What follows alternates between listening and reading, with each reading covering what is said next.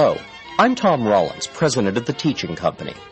These lectures are part of the Great Courses on Tape series. The Great Courses on Tape cover a broad array of university-level disciplines. The lectures in each course are either 30 or 45 minutes long. By listening for less than an hour a day, you can finish even the longest course in just weeks. Browse our catalog or website and imagine how much you could learn if you spent just 30 minutes a day for the next year in the best college classrooms in the world.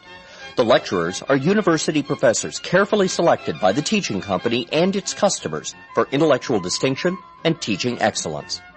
The lectures on these tapes are titled Abraham Lincoln, in his own words. The lecturer is Professor David Zarefsky. Dr. Zarefsky received his Bachelor of Science degree with highest distinction from Northwestern University, where he went on to earn his master's and doctorate degrees.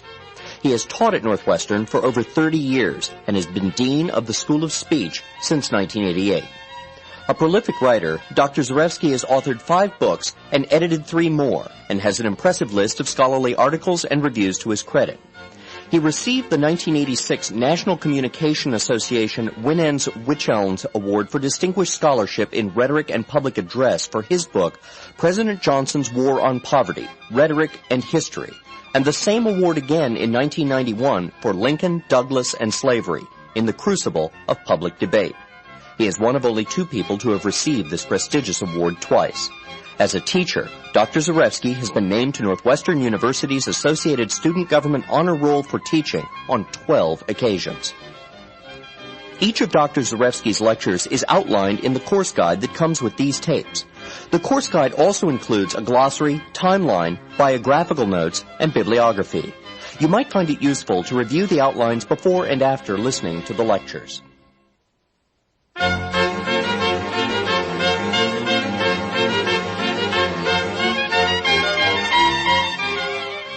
Lecture 1, Lincoln and Rhetoric.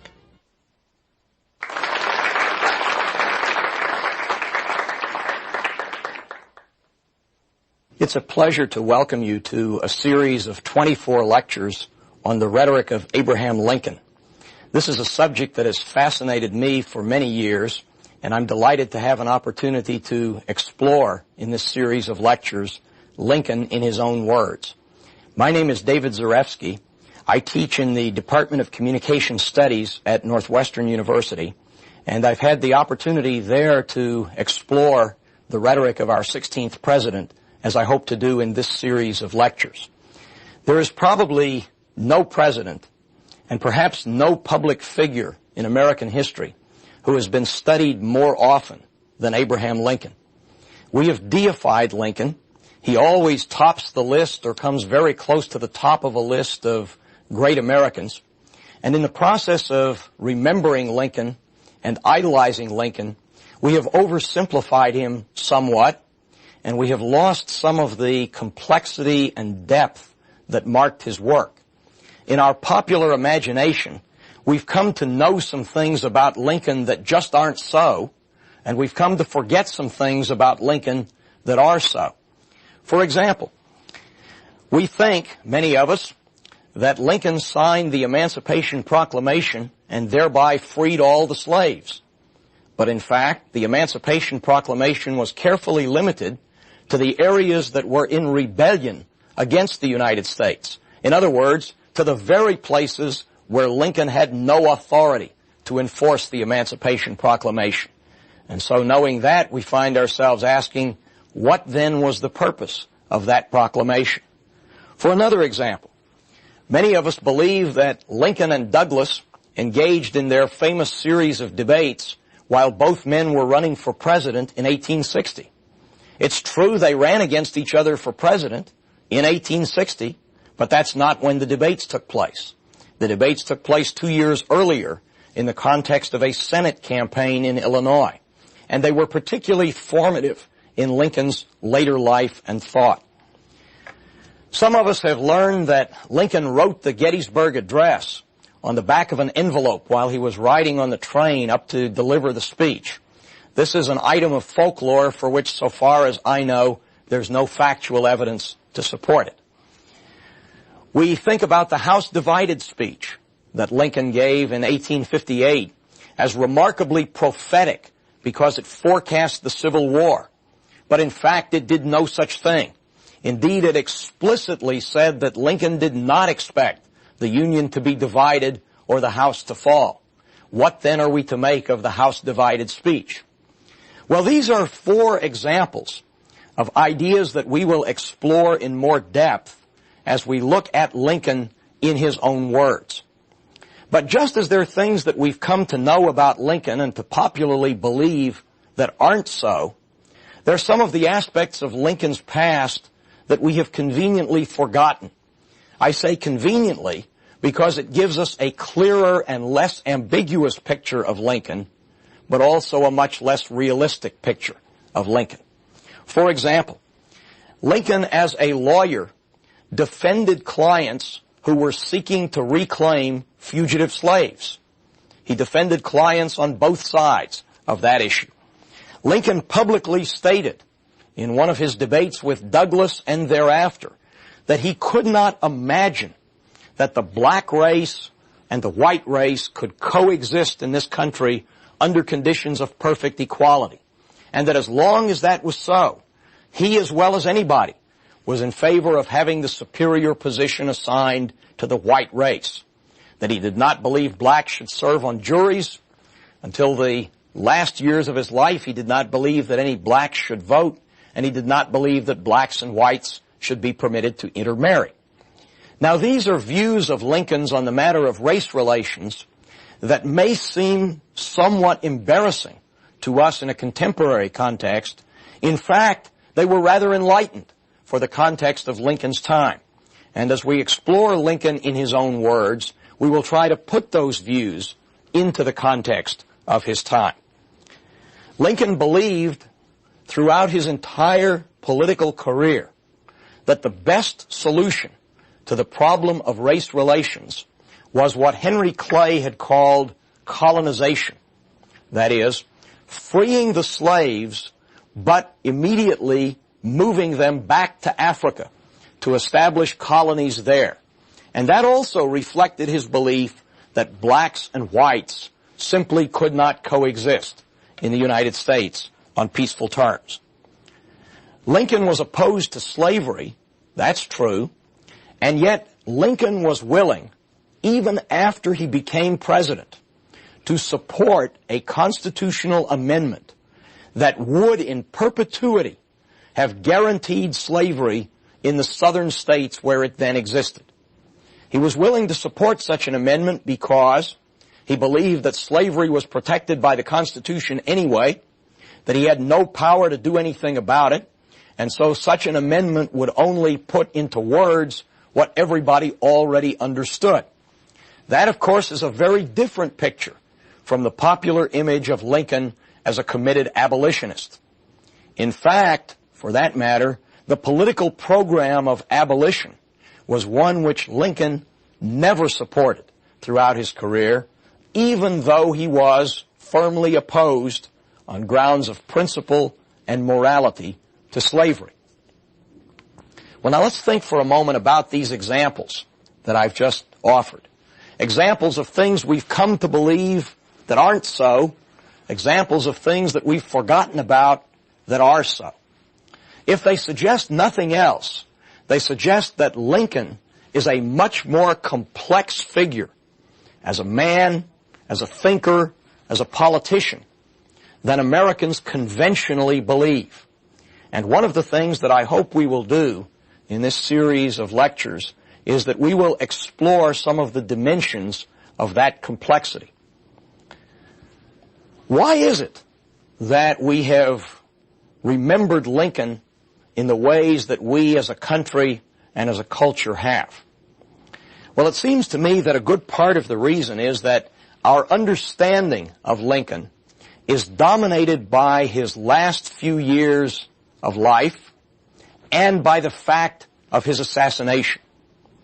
The memorable speeches, at least the speeches that most of us think about when we think about Lincoln, are the Gettysburg Address, the first inaugural address, the second inaugural address. Ceremonial speeches that Lincoln delivered in the last years of his life and that are marked by an eloquence that was not always characteristic of his rhetoric or his oratory. So we remember Lincoln by those addresses that in some ways are not typical. We also, of course, remember that Lincoln was the first president to be assassinated. The act of assassinating a president is about as close to a supreme evil as we can imagine. And in order to emphasize the evil of the act of assassination, we remember Lincoln as being extremely good. Because how do we render assassination such an evil thing? By magnifying the contrast with the man who was assassinated. And so we have done that in large measure by deifying Lincoln, making him an object of our American civil religion. The effect of this is to remove from our understanding the complexity of Lincoln's thought. And one of the things that has fascinated me so much about studying Lincoln in his own words for well over 20 years now is that it brings back to life the Lincoln who was a real man struggling with real issues, trying as a politician to make his way through political fields where the outcome was not known ahead of time and where he certainly did not enjoy the status of a secular deity that he's come to enjoy since the assassination. Lincoln was a very skilled politician. Now, I say that realizing that in recent times the term politician has sometimes become a term of disrepute. But Lincoln was a skilled politician in the very best sense of that term. That is, he understood how to use the machinery of politics in order to further the ends to which he was committed. And Lincoln was particularly skilled as a rhetor, as a public persuader. And indeed, his political craft is evident in his words. So that if we study Abraham Lincoln in his own words, we will, I believe, get a sense of his ideas and his political craft as they evolve over time. And with that perspective in mind, this series of lectures then is devoted to the rhetoric of Abraham Lincoln. Now, rhetoric, like politics, is a term that is sometimes regarded with disrepute. Perhaps because in our own time we have seen so many examples of bad rhetoric, of manipulative rhetoric, of rhetoric that was so obvious that we have come in our popular imagination to associate the very idea of rhetoric with bombast, with emptiness, with words that somehow conceal the reality instead of revealing the reality. And I hasten to add, before we go any further, that this is not the sense of rhetoric that I have in mind in talking about the rhetoric of Abraham Lincoln. Rhetoric has a noble history that goes all the way back to the classics, and particularly to Aristotle, who described rhetoric as the study of the available means of persuasion in a given case. The study of the available means of persuasion in a given case. Now, this definition contains a couple of important ideas, and I'd like to work backwards if I can and begin with the phrase, in a given case. What this aspect of the definition recognizes is that rhetoric does not occur in the abstract. It occurs in particular situations in which a given speaker encounters a given audience in a given context.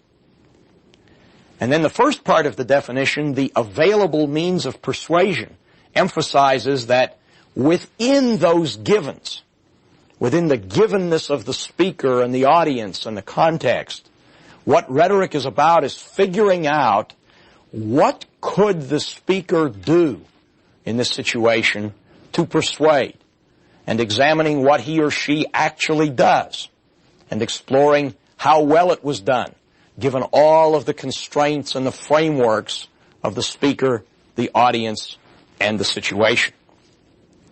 So rhetoric is not bombastic or empty expression. It's not a mask that conceals underlying reality, but it's a study of the available means of persuasion in a given case.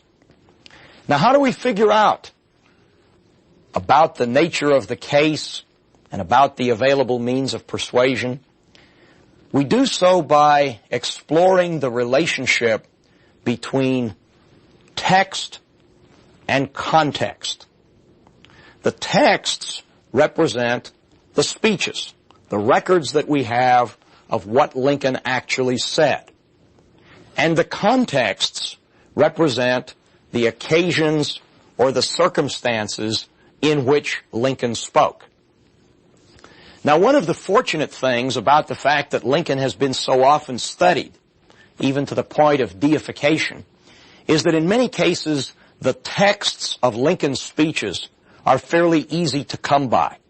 Many of them have been widely reproduced and published, and as I indicate in the printed material that accompanies these lectures, there are two major collections of Lincoln's speech texts that are easy to find. One is an abridgment of an 8-volume collected works of Abraham Lincoln that can be found in a single-volume paperback edition edited by Roy Basler. And the other is a 2-volume collection of Lincoln's texts that was published in the Library of America series. Most of the speeches that we will be talking about in these lectures can be found in either, and usually both, of these two collections of texts. Some of Lincoln's most famous texts are the series of debates in which he engaged with Stephen Douglas when they were campaigning for the Senate seat from Illinois in 1858. And again, we're fortunate to have collections of those texts readily available.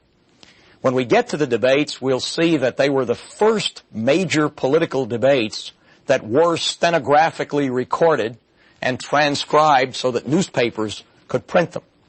And there are two major collections of the debates that are available. One edited by Paul Angle and one edited by Harold Holzer. There are differences between these two versions of the texts, as we'll see when we explore the debates, but for our purposes, either will give us a reasonably accurate portrayal of what Lincoln and Douglas said. So we'll be working with texts in these lectures. But one of the features of studying rhetoric, as opposed, for example, to studying these texts as literature, is that we won't be working with the texts in isolation. We won't be working with them as though they were written down to speak to everybody and anybody at any time. We'll be focusing on them in the circumstances surrounding their context, the particular occasions, the particular times at which those texts were delivered. And we'll see in each of those contexts what kind of opportunities Lincoln had to work with and what kind of constraints he faced. Every context, every situation can be said to be a mix of constraints and of opportunities. The constraints are things like the state of public opinion at a given time. Because one of the things we know about persuasion is that persuaders who attempt to move an audience very far from prevailing opinion in a single speech almost always fail. And so the question is, where is public opinion so that we can begin to get a sense of what can the speaker do with respect to public opinion? Another example of a constraint is the political realities and circumstances. The party affiliation that a politician represents, the political position that that party has advanced, what ideas are on the table and are not on the table. Because after all, one of the things that we don't want to do is we don't want to either credit or blame any public persuader on the basis of information and ideas available to us, but not available to him or to her. So public opinion is an example of a constraint. Prevailing political realities is an example of a constraint. On the other hand, every situation presents opportunities. What can a speaker do within the framework that is represented by those constraints? What are the resources of language, for example? What are the ways in which a speaker can use imagery or can use particular organizational structures or can relate to things that other people have said? How can the speaker's emphasis, how can what the speaker ignores, all be seen as working with opportunities to achieve one's goals in the face of the constraints with which the speaker is confronted? And so when we explore Lincoln's rhetoric, we'll be exploring the texts of the speeches he delivers in the relationship to the contexts in which those speeches are given. Now, over the course of these lectures, we'll have the opportunity to follow Lincoln's development chronologically. We'll look at some speeches that he gives as a very young man. And I find these particularly interesting because, on the one hand, you can see clear evidence of Lincoln's immaturity in these speeches when we compare them to the ones that he'll deliver later in life. But at the same time, these speeches often preview lines of thought or lines of argument that will characterize a good deal of Lincoln's later life. So we'll start our exploration with early speeches. We'll discover how Lincoln becomes involved in national politics, how the slavery question particularly ignites his interest. We'll follow him through those pivotal debates with Douglas, through the presidential campaign, and into the presidency. In order to do that, we need to remind ourselves of some of the details of Lincoln's life. We all know Lincoln, and yet I suspect if you're like me, our popular memories of Lincoln are somewhat blurred, and as I said a few moments ago, are particularly characterized by what we know about the last few years of his life. So let's briefly remember who Abraham Lincoln was. He was born in Kentucky in 1809. Early in life, his family moved to Indiana, and then in his early 20s to Illinois. He settled in the small town of New Salem, where he ran a grocery. A grocery, by the way, was a euphemism for a tavern at that time. And he lived for a few years in New Salem. His business there was a failure, and so he moved to the very small town of Springfield, where he began his political career. His early years in Springfield were marked primarily by an attention to local concerns. He was influential in a move to get the state capital relocated from Vandalia to Springfield in order to spur the economic development of the town. And he was very much in favor of public works, of public spending for roads and canals and what were in the early 19th century referred to as internal improvements. Lincoln's political philosophy aligned him fairly early in life with the Whig Party, which was one of the two major parties in the second phase of the American political system, the other being the Democratic Party.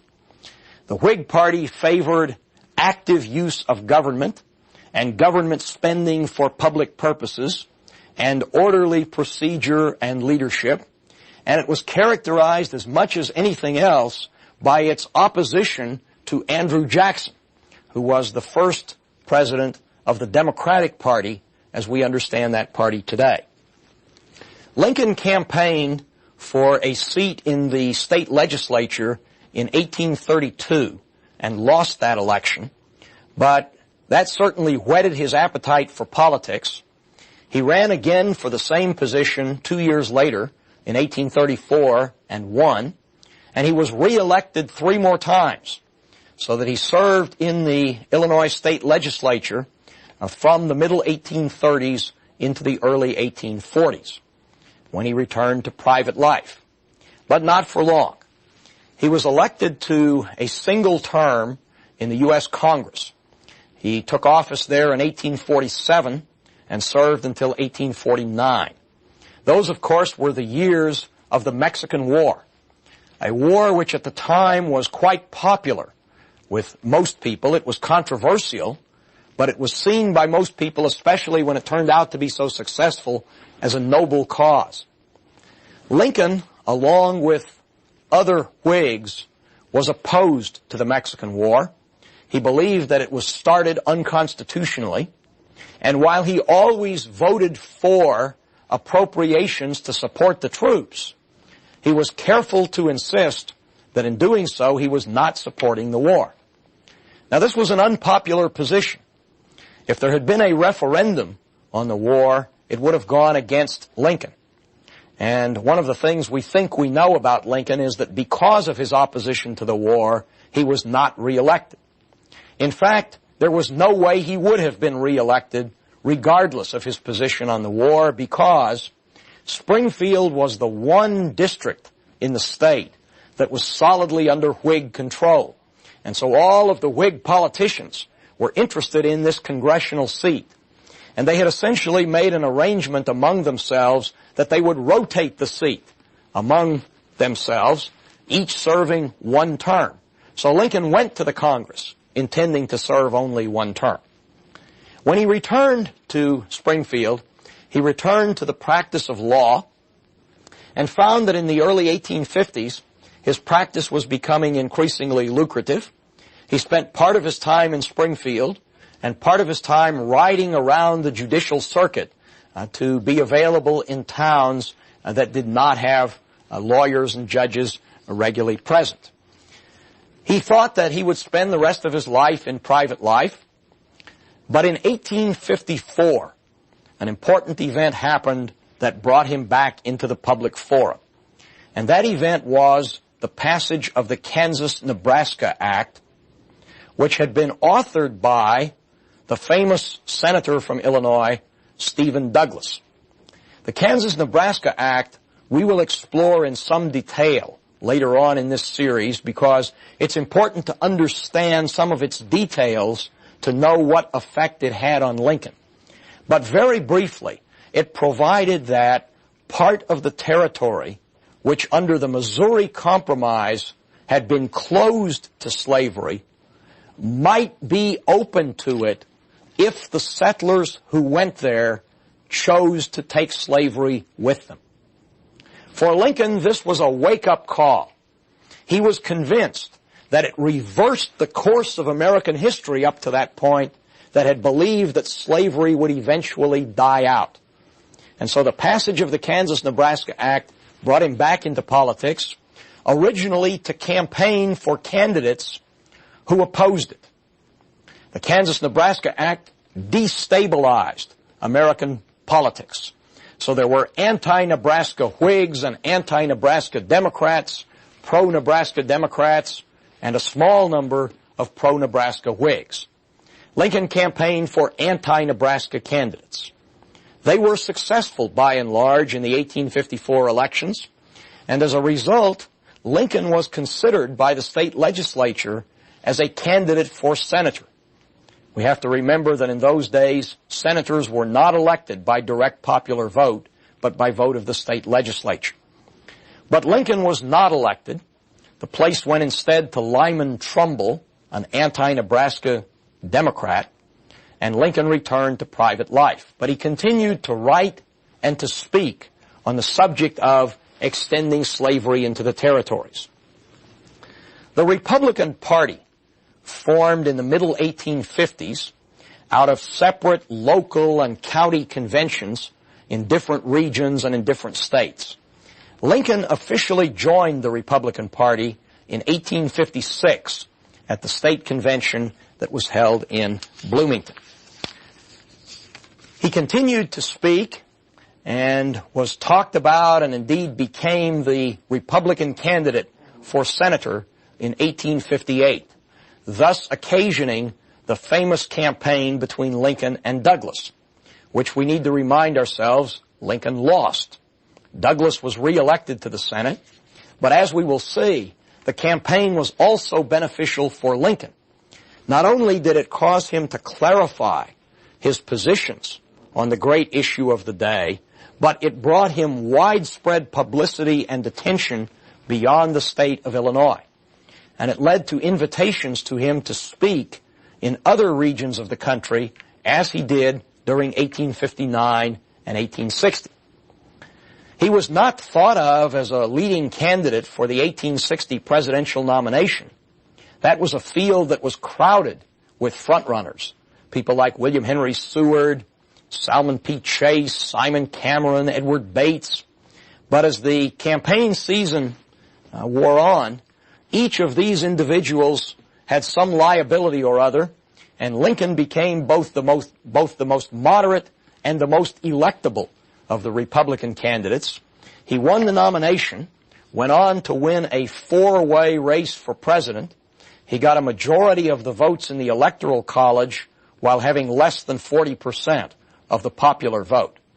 And so Lincoln went to Washington and presided over the greatest conflict in the history of our nation, the Civil War. And that brings us to the aspects of Lincoln that we remember. The wartime commander-in-chief, the person who freed the slaves, the person who proposed generous terms of reconciliation to the South. In summary, then, what we've done in this first lecture is we've explored the concept of rhetoric, and we've explored Lincoln's background and said a little bit about the relationship between the two as Lincoln's ideas developed through his words. Next time, we will begin by exploring one of Lincoln's most famous early speeches that he delivered to the Springfield Lyceum in 1838.